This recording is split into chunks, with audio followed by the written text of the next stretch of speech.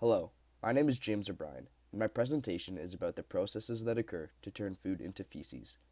This process is also known as the functions of the digestive system. As a whole, this presentation explains the functions and structural anatomy of the gastrointestinal system. To begin, the process of digestion begins at the mouth through ingestion, followed by digestion, absorption, and excretion. The purpose of the digestive system is to gain energy through the absorption of macromolecules, and it can be viewed as two main stages: propulsion and secretion. The gastrointestinal tract is the pathway food takes to become feces. It travels through the oral cavity, the pharynx, the esophagus, the stomach, the small intestine, the large intestine, and then is excreted by the anus. The GI tract is composed of two main categories: digestive organs and accessory digestive organs. The digestive organs make up the GI tract, while the accessory organs are the salivary glands, the tongue, the pancreas, the liver, and the gallbladder. The gastrointestinal tract has four main layers, starting from the esophagus all the way to the large intestine. It is composed of four main features.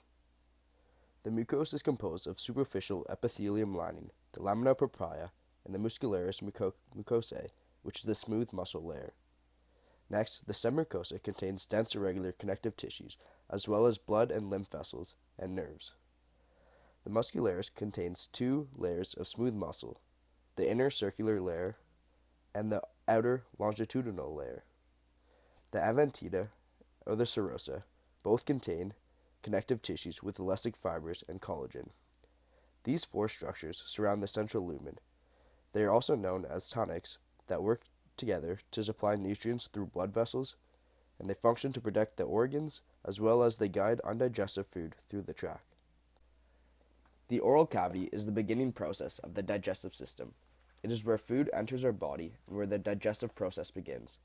The oral cavity has two distinct regions: the oral vestibule, which includes the teeth, lip, and cheek mucosa, and the oral cavity proper, that includes the cheek, the palates, the tongue, and the mouth. The teeth's purpose in digestion is to break down the food through mastification. The cheek's purpose is to keep the food in place during chewing by using the buccinator muscles. The tongue's role is to basically mix and move around the food so it can be broken down into a bolus. The tongue also serves an important feature in swallowing. The palate has two parts: the hard palate that helps the tongue manipulate food before swallowing, and the soft palate that prevents material from entering the nasal cavity.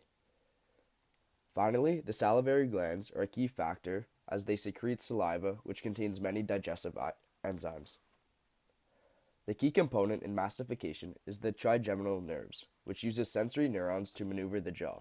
The four muscles include the masseter, the temporalis, the lateral, and the medial, which work together to further break down the food that we put into our mouths. Once the food has been broken down enough and has been swallowed, it enters the pharynx. The pharynx is composed of three skeletal muscle pairs: the superior, the middle, and the inferior.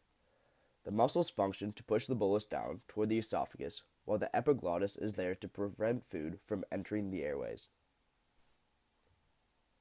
The esophagus is the pathway the bolus takes to enter the stomach. It contains two sphincters: the upper esophageal sphincter that keeps food and secretions from entering the windpipe, while the lower esophageal sphincter that prevents the stomach acid from traveling upward from the stomach. The esophagus differs from many other parts of the GI tract by having stratified squamous cells instead of columnar epithelial cells. This is because the esophagus serves no purpose in absorbing nutrients. The swallowing process has three main phases: voluntary, pharyngeal, and esophageal. The voluntary phase is the process of food being mixed by mastification and digested chemically by enzymes. The pharyngeal phase is the process of bolus entering the pharynx. The esophageal phase is the movement of bolus through the esophagus toward the stomach. As the food transitions from the esophagus down into the stomach, it passes the cardiac orifice, which acts as a transitional section. Next, it is necessary to know of the rugae, which are gastric folds that allow the stomach lining to expand and shrink as food enters and leaves. It also serves as a purpose to convert bolus into chyme. The stomach is composed of four main regions, including the cardia, the fundus, the body, and the pylorus. The pylorus is the main component out of the four just mentioned, as it is the terminal region of the stomach. It connects the stomach to the duodenum through the pyloric sphincter made up of circular smooth muscles that move the chyme further down the digestive tract. To be more specific, we go to the cellular structures that are featured in the stomach. First, the surface mucus cells line the stomach lumen and continuously secrete mucin to protect the stomach from the acidic environment. The mucous neck cells are important in maintaining the stomach pH by secreting acidic mucin. The parietal cells secrete hydrochloric acid, which aids in protein deamination. The chief cells secrete pepsinogen, which become pepsin due to the acidic environment.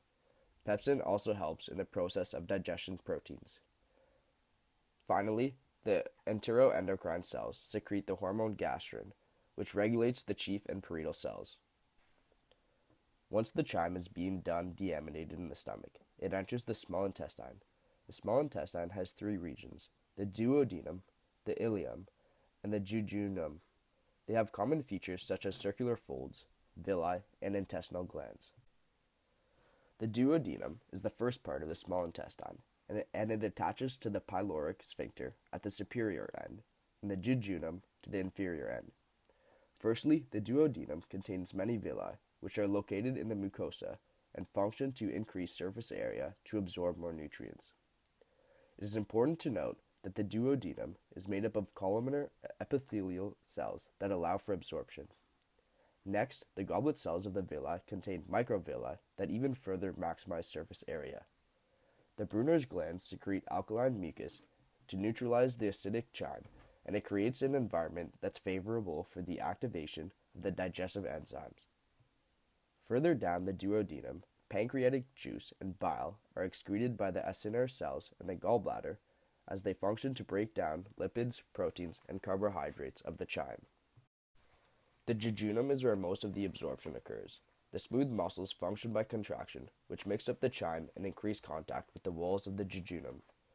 The walls are lined with villi and microvilli, which are used to absorb nutrients. The villi contain a lacteal, which allows for absorption of digested lipids. At the end of the small intestine, the chyme passes through the jejunum and enters the ileum. This is where the remaining material and small amounts of water are retained. The ileum also contains lymphatic tissue, known as Peyer's patch in the mucosa, which checks the chyme for pathogens, as well as releasing antimicrobial substances. The ileum joins the large intestine at the ileocecal sphincter. The large intestine is much wider than the small intestine, and it functions to remove the final amounts of water and ions in the chyme so it becomes feces. The large intestine has four major parts: the cecum, the appendix, the colon, and the anus/rectum. The layout of the large intestine begins at the cecum, followed by the ascending colon, the right calyx flexure, the transverse colon, the left calyx flexure, and the descending colon, the sigmoid column, the rectum, and finally the anus.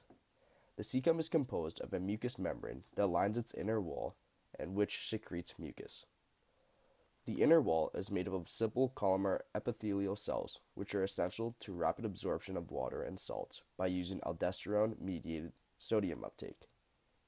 The appendix has several lymphoid tissues, which plays a role in immunity, as well as it carries many gut floras that are used to replenish the intestine with good bacteria for digestive purposes. The structure of the large intestine is much like that of the small intestine. It contains similar structures, such as the lamina propria, where it contains lymphatic cells. The colon holds the tenae coli, which contains three horizontal smooth muscles that form the haustra. The haustra muscles contract, which continues to move feces toward the anus for excretion. The colon also contains goblet cells. The goblet cells are found in the mucous membrane and serve a purpose in the colon to secrete mucus, thus protecting the structure and facilitating the movement of stool toward the rectum and anus. Finally, we have reached the end of the digestive process, arriving at the rectum and then the anus. The rectum has valves that don't allow the feces to exit at a random time. Instead, it is held there until excretion is necessary. The transition from rectum to anus is through the anal canal. The anal canal contains gland cells that are involved in the mucous membrane, helping the feces travel smoothly by secreting mucus. The anus has two sphincters to control our bowel movements. The internal sphincter contains circular muscle tissue, while the external sphincter is composed of striated muscle. The processes are mediated involuntary and then voluntary to excrete the waste. At last, we have completed the processes that occur to turn food into feces. Next, we have a couple questions for the class. What is the benefit of the oral cavity breaking down food into smaller portions during the initial stages of digestion? And secondly, why are there more circular folds in the duodenum than in the ileum?